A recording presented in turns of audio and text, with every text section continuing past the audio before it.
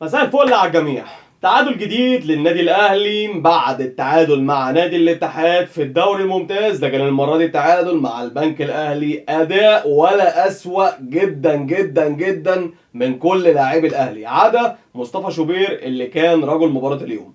بسم الله الرحمن الرحيم، صلوا وسلم على العيش فيا وفيكم. ما تنساش ابدا ابدا الدعاء لاخواتنا اللي موجودين في فلسطين، ان ربنا ينصرهم على العدو اللي عندهم عن قريب ان شاء الله، عاجل غير اجل. ومحتوى حلقه النهارده مش محتاج ان انا اقوله لك بعد الدخله اللي احنا دخلناها. طبعا مفيش واحد من جمهور النادي الاهلي عموما غير مستاء من اداء اليوم. اداء اليوم اللي ما فيهوش ابداع، اداء اليوم اللي ما فيهوش تكتيك، اداء اليوم اللي ما فيهوش اي فنيات، لعيبه حله الله يسترك. ده اللي حصل النهارده وده محتوى الماتش بتاع النهارده. عايز اقول لك ان احنا لو رحنا كاس العالم بالمنظر ده هنتفشخ بمعنى الكلمه، يعني حرفيا انا بكلمك بكل صدق، هنتفشخ.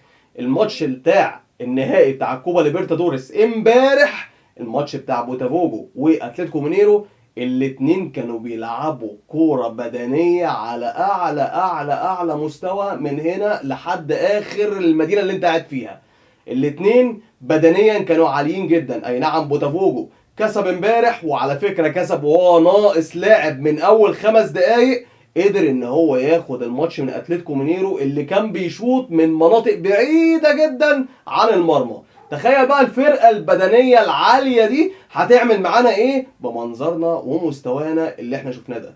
يو النور النهارده كان فاتح شوارع في الجبهه اليسرى بتاعتنا. الناحيه الشمال بتاعتنا كانت في الضياع، في البطاطس، كانوا بياكلوا بطاطس. النهارده يحيى عطيه الله اداء ولا اسوأ من كده، ما شفتش اسوأ من كده من فتره طويله، من ايام تقريبا حسين السيد لما كان موجود. الناحيه اليمين طبعا اللي كان عندنا خالد عبد الفتاح، اللي مستواه عمال يعمل كده، يتكتك لتحت كده، عمال يتكتك لتحت كده، بيترقص لتحت كده، حبه فوق، طب اطلع فوق شويه، لا انا هنزل تحت قوي بقى، تحت قوي. هو ده اللي كان شغال بيه النهارده خالد عبد الفتاح. رامي ربيعه، ياسر ابراهيم، ما تعرفش فيه ايه، ما تعرفش فيه ايه، الاتنين ما تعرفش، والله انا ما عارف اقول فيه ايه. نص الملعب بتاعنا احمد نبيل كوكا، صباح الروقان، صباح الفل يا معلم. احنا عندنا ماتش النهارده، احمد نبيل كوكا ده كده النهارده، احنا عندنا ماتش النهارده يا رجاله. طب الكلام على ايه؟ هو ده اللي كان بيحصل النهارده. يو النور خطفه في كوره وراح بيها انفراد، ولولا الحمد لله ان الكوره يو النور مش على المستوى العالي، يعني هو كان حطها في الشبكه. انفراد تام. وكمان لو يو النور فتح عينه شويه الناحيه الثانيه كان هيلاقي زميله من لاعب اللي هو لاعب البنك الاهلي الثاني جاي له من الناحيه الثانيه علشان يستقبل الكوره ويحطها هدف. الحمد لله ان هو ما شافهوش. المهم الكره طلعت بره. تألق غير عادي في اول 5 دقايق من مصطفى شوبير اللي صد كورتين محققتين كانوا رايحين على المرمى بهدف. واستمر الكلام كله في باقي الشوط الاولاني. تخيل ان الشوط الاول 5 هجمات منهم 3 محققين لصالح البنك الاهلي، ومن الناحيه بتاعت الاهلي 4 هجمات منهم واحده بس محققه خلال الشوط الاولاني. هو ده اللعب اللي احنا بنلعبه؟ غلطان اللي يفكر ان غياب وسام ابو علي مأثر فقط على المنطقه الهجوميه. غلطان وما بيفهمش. وسام ابو علي مأثر على الفرقه ككل. تحس ان الفرقه اتهزت، اتعمل فيها كده، اللي هو شكل الجيل اتعمل فيهم كده. هو ده اللي انا شايفه بصراحه. والله النهارده رضا سليم اللي قاعد على الدكه بقاله فتره نزل حرك الاجواء شويه، شفنا حركه. اما محمود عبد المنعم كهربا بقى فحدث لا حرج، يعني افضل اتكلم من هنا لحد السنه الجايه. محمود عبد المنعم كهربا ضيع فرص كتير جدا جدا جدا النهارده، طمع في كذا كوره النهارده. محمود عبد المنعم كهربا النهارده تقدر تقول عليه ان هو مفسد لهجمات النادي الاهلي اللي حصلت النهارده. محمود كهربا النهارده اللي جاله انفراد واضح وصريح، يبصيها بس يحطها كده، يعني بص بطرف صباعه يعمل لها كده كده هتخش، وما دخلهاش. الحارس صدها منه. الكره اللي هي اتلعبت له من قفشه برضه هو اللاعب الوحيد في الخطوط الاماميه اللي كان مستواه يعني شويه. ده هو الوحيد اللي كان موجود في الخط الامامي، انما باقي الفرقه في الطراوه. احنا مش معاكم يا جماعه. هو في ماتش النهارده؟ يعني لو الكلام على ايه يا رجاله؟ ايه الكلام؟ احنا عندنا الماتش الجاي اورلاندو بايرتس في جنوب افريقيا. اورلاندو بايرتس اللي كسبونا اكتر ما احنا كسبناهم. اورلاندو بايرتس اللي حطوا علينا في استاد السويس قبل كده برعايه شريف اكرامي. اورلاندو بايرتس اللي هنروح نلعبوه الساعه 3 العصر، وانا مش حمل والله ما حمل خماسيه تانية زي بتاعت سان داونز. والله ما حمل خماسيه تانية. اي نعم اورلاندو بايرتس مش الفريق اللي يخوف قوي ولا الفريق اللي بيلعب كوره بشكل ممتاز قوي، انما برضو احنا شكلنا ما ينفعش. منظرنا النهارده قدام البنك الاهلي، اي نعم البنك الاهلي من الفرق الرخمه اللي بنقابلها في الدوري، فريق رخم جدا جدا جدا. لعبوا عليك في الشوط الاولاني وكانوا هيكسبوا، في الشوط الثاني رصوا لك اتوبيسهم كله ورا وبداوا ان هم يتقدموا على الهجمات المرتده، بقى الموضوع بشكل مكثف بقى. يعني الشوط الاولاني هم كانوا بيتحركوا 2 3 4 كده، يفضلوا يباصوا جوه نص الملعب بتاعك، انما في الشوط الثاني الموضوع مختلف خالص. انت خلاص كده كده بتتقدم وسايب 2 لعيبه موجودين ورا، مش عامل اي احتياطات دفاعيه غير الاثنين اللي انت سايبهم واقفين ورا، وهم ممكن يرموا عليك هجمات مرتده، وده اللي حصل. راحوا بهجمات مرتده علينا والحمد لله برضو طلعت يعني ايه في شنك. انما الماتش كتوتال ما فيهوش، الماتش كمعظم ما فيهوش، الماتش ككل احنا ما جيناش. والوحيد اللي جه النهارده هو مصطفى شوبير، والوحيد اللي جه في الخط الامامي هو مجدي قفشه، ومش على المستوى برضو المطلوب. مش هو قفشه برضو، لا لا لا مش هو قفشه.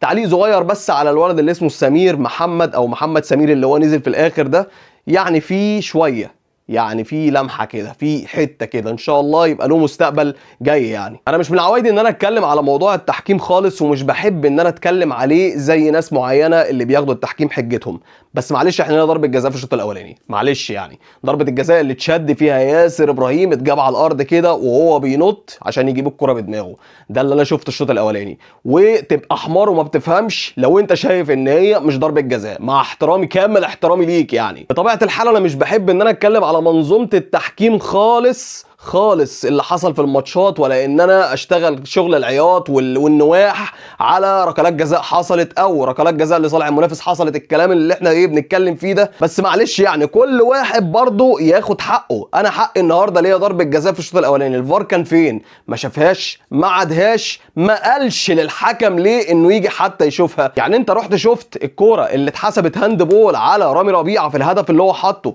وكسلت مثلا ان انت تستدعي الحكم ان هو يبص على كوره؟ طب الحكم يا مش شايف ارض الملعب، مش شايف من الزحمه اللي موجوده وفي الناحيه اللي هي كان الكورنر بيتلعب، مش شايف الكلام ده كله؟ انت قاعد قدام الشاشات وشايف، ما استدعيتش الحكم ليه؟ على ما تطهوناش يا جدعان، ما تطهوناش. انا طالع لكم النهارده بالاسود اهو، طالع بالاسود اهو عشان انا اتخنقت ماتشين ورا بعض مش عارفين نكسب، ماتشين ورا بعض ادائنا من سيء لاسوأ، ماتشين ورا بعض. ماتش الاتحاد الماتش اللي فات لعبنا بشكل كويس وبعد كده نزل الريتم تش مره واحده كده ينزل يشرب من الترعه. النهارده مفيش خالص. اللون الكاكي ده وش وحش جدا علينا، مع احترامي برضو. اللون الكاكي بتاع النهارده ده اول ماتش نلعبه بيه وبسم الله ما شاء الله ولا حاجه، اللعيبه ما جاتش، والله حرفيا اللعيبه ما جاتش. اللي انا شفته النهارده ده لو رحنا زي ما بقول لك كده، لو رحنا كاس العالم بالمنظر ده هنتفشخ، هنتفشخ بالمنظر بتاع النهارده ده، هنتفشخ. ما اقدرش اقول لك اكتر من كده. ده الوضع بتاع النهارده وده اللي احنا شفناه النهارده. والنهارده الاهلي اتعادل للمره الثانيه على التوالي واصبح 8 نقط. بكره الزمالك رايح يلعب المحله، والزمالك على فكره منافس شرس جدا ليك السنه دي، شرس جدا ليك السنه دي، بغض النظر عن مستوى الفرقه بتاعتهم، بغض النظر عن حجم الفرقه بتاعتهم، الكلام ده كله ما يخصنيش ما يهمنيش، لكن انت ادائك نازل يشرب من الترعه كالعاده. كل اول موسم نروحوا بادئين الموسم نرزعوا 5 ولا نرزعوا 4 زي كل مره، بعد كده تلاقي الفريق كله ضرب الريتم لتحت كده، نبدا نفوق تاني في كاس العالم، بعد كده نضرب الريتم لتحت تاني، بعدين نبدا نفوق بقى خلاص بقى في الامتار الاخيره بقى نبدا ان احنا ايه نشد حيلنا بقى ويطلع الاسد اللي جوانا، ونبدا ان احنا نحارب على ايه النقط اللي فاضلنا والضغط اللي بنضغطوه. معرفش الوضع ده هيبقى موجود السنه دي ولا لا، بسبب طبعا الجدول الجديد اللي هم عملوه، النظام الجديد اللي حطوه للدوري، بس برضو ارجع واقول لك ربنا يستر. وبصراحة بصراحة وبكل صراحة هقولها لك تاني، اللوم كله بيقع على عاتق الإدارة اللي ما جابوش صفقات مميزة خلال الانتقالات الصيفية اللي فاتت. طبعا احنا سامعين كلام حاليا عن الرجوع، الكلام على محمد علي بن رمضان، الكلام ما فيهوش حاجة صح. محمد علي بن رمضان معروض من جانب ناديه النمساوي على فريق النادي الأهلي، ده الكلام اللي موجود، علشان اللاعب بقاله 7 ماتشات ما شاركش غير نص ساعة بس خلال 7 ماتشات، فهم عايزين يبيعوه وبالسعر طبعا هيكون بسعر اقل من اللي كانوا طالبينه. اتمنى ان يحصل حركة من إدارة النادي الأهلي يخلصوا الملفات دي بدري، شهر يناير هو شهر وحيد 30 يوم، مش هتبقى فاضي للمهاترات والمفاوضات والكلام الفارغ ده. فانت تقدر تخلص، روح تقل جيبك وروح خلص. الاولوية حاليا لمهاجم وجناح، مهاجم وجناح. وبشرط ايه؟ انك تتخلص من رضا سليم، وبشرط ان انت تتخلص من بيرسي تاو. رضا سليم حاليا جاي له عرض من الوداد المغربي، وارد انه يمشي في يناير، وارد انه ما يمشيش في يناير، الله اعلى واعلم. ولكن الاقرب في الليله دي كلها على بعضيها هو البيرسي تاو.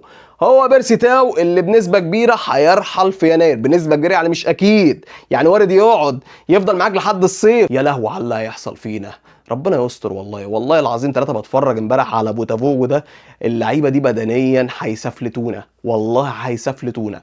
اللعيبه دي بتلعب يعني بص بكل اللي عم بيلعبوا، بص على الارض بتاعتهم، بيلعبوا على ارضهم. يعني انا هلعب على ارضي، هلعب على ارضي، يا انا يا ارضي، هو كده.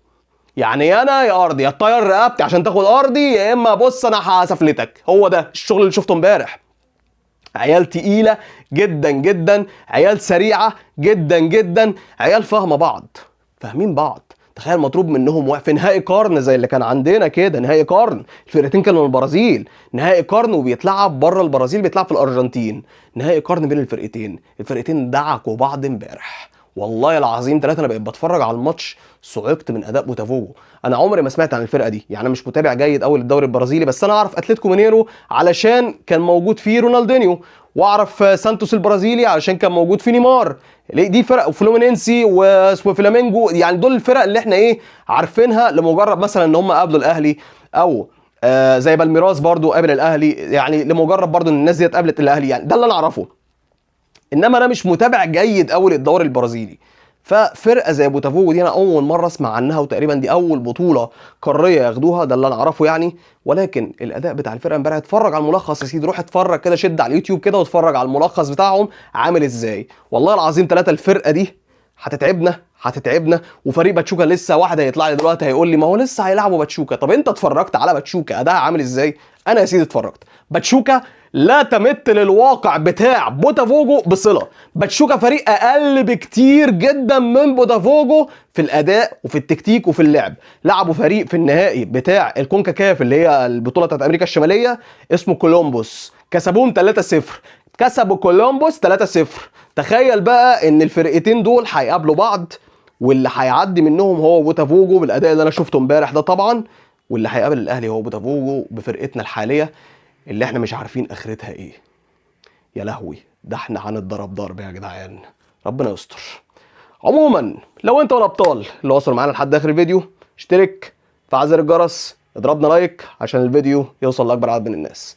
السلام عليكم ورحمه الله وبركاته.